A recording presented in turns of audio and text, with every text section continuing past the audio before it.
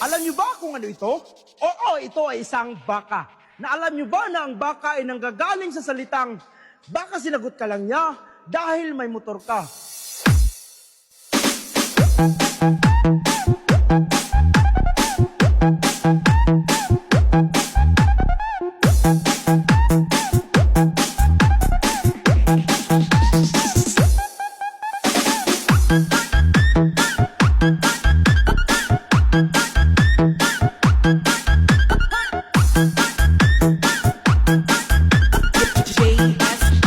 JR Suterno. Alam niyo ba kung ano ito?